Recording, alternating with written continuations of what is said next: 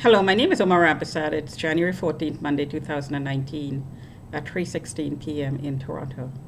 So the tweets I tweeted at ROSHINI911 are mine. Those are not hacked tweets um, within the last few days.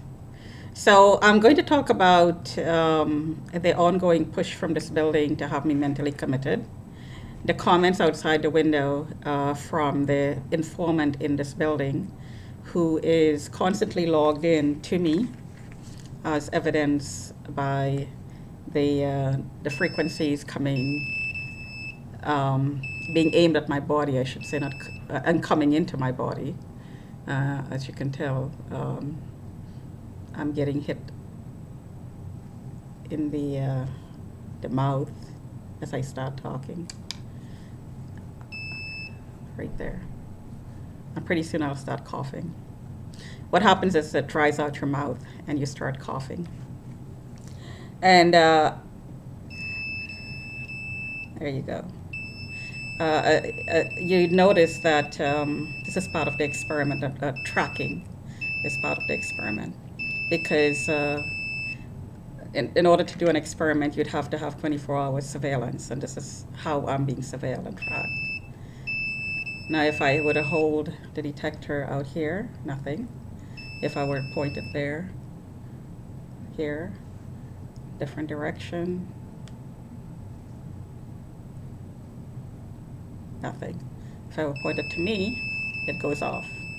So definitely, there is radiation that's being aimed at my body. So around my chest area, notice it goes over limit. This area right here is very, very popular with the perpetrators. Just here, this area right here, around the ear. Notice the strength of that signal. The temple gets really, really sore. That's where the headache originates, right in this area right here.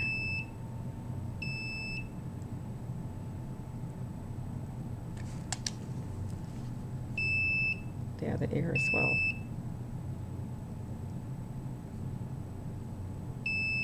Jaw.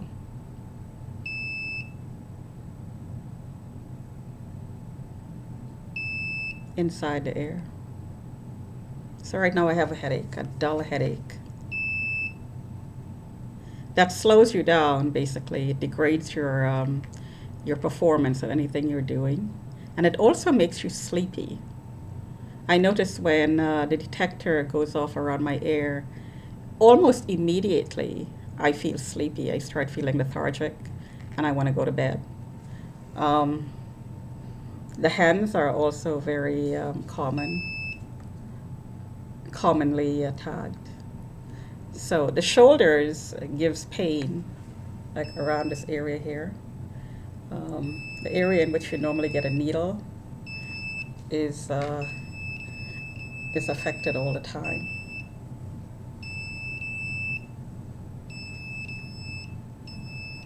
So I'm just going to hold this to my face as I talk, um, to demonstrate what's going on. So let me talk about the experiment.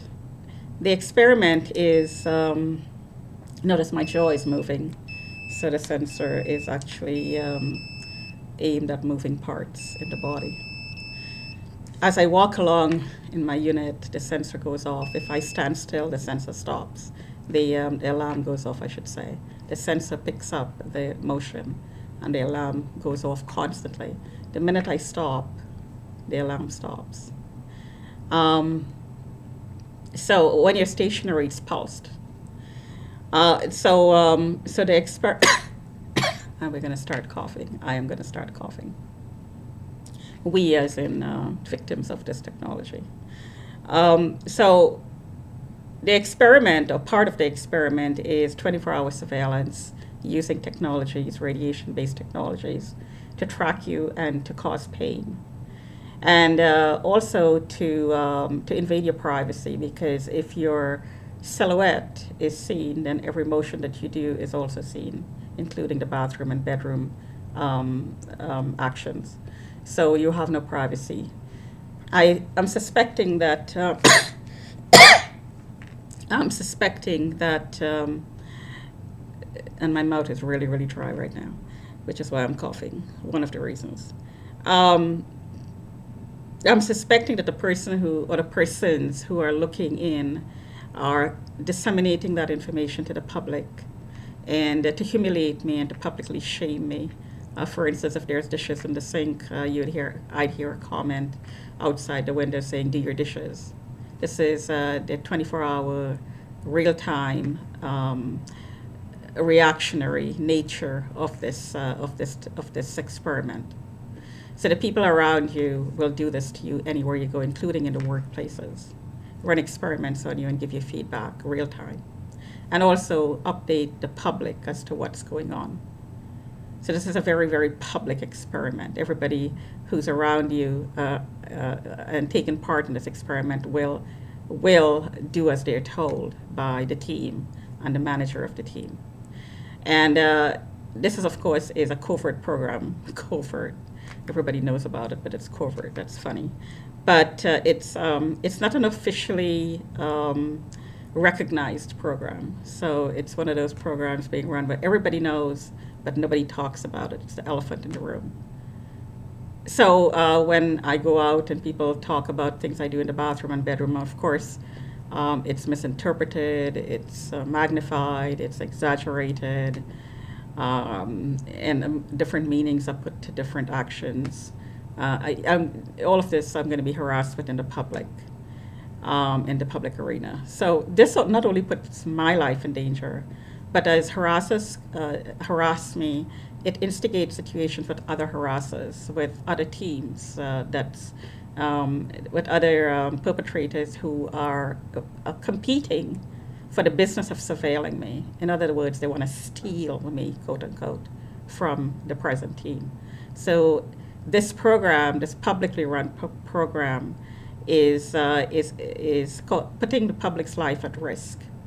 All kinds of angry arguments and all kinds of harassing situations will arise, not only directed at me, but directed to people who might be harassing me, or people who want others to harass me, to take part in it, to incite anger against me in a bus, for instance, where two people will sit down and talk really, really loudly in the bus about this program, and all the nasty things are being said about me in the reports that's being submitted, that's being made public, and will incite anger against me. So this is inciting violence in the bus, which is a crime.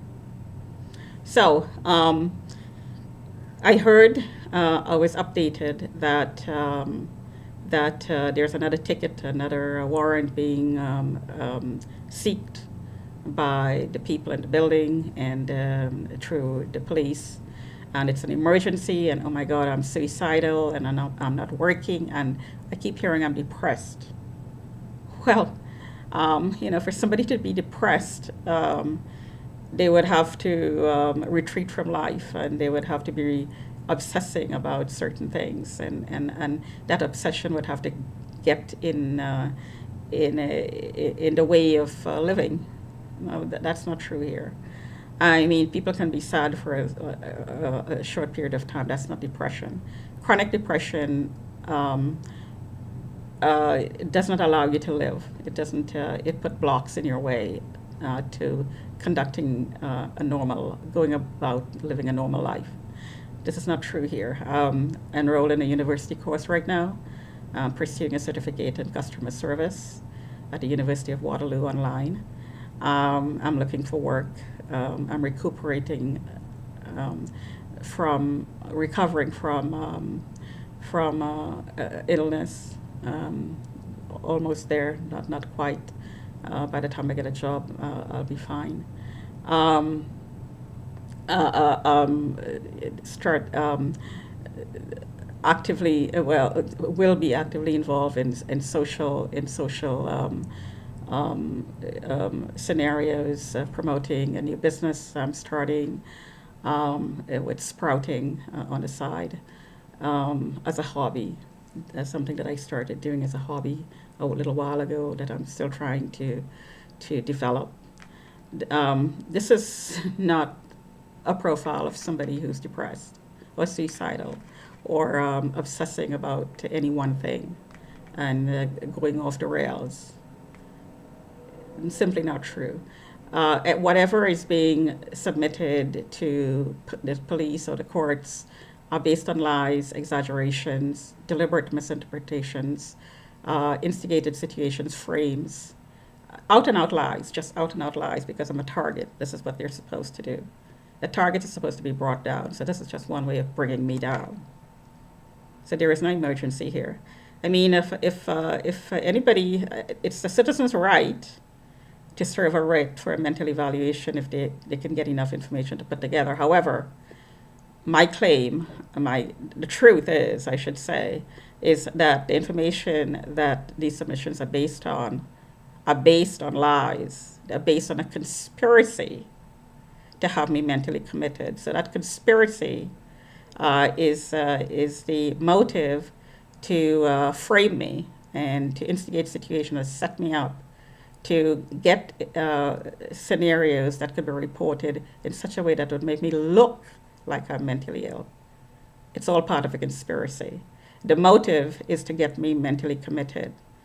It's not about getting somebody help or making the public safe, because the process of getting information or misinformation, I should say, about me to get me mentally committed is actually putting the public's life at risk, in danger. So could not possibly be the reason to have me mentally committed to make the public safe, because the very process of trying to get me mentally committed is putting the public's life in danger.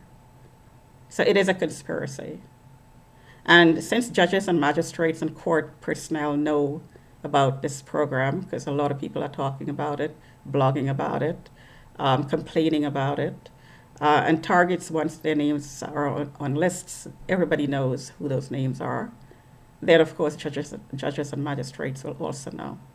So this should be kept in mind when those warrants and writs requests are presented in court.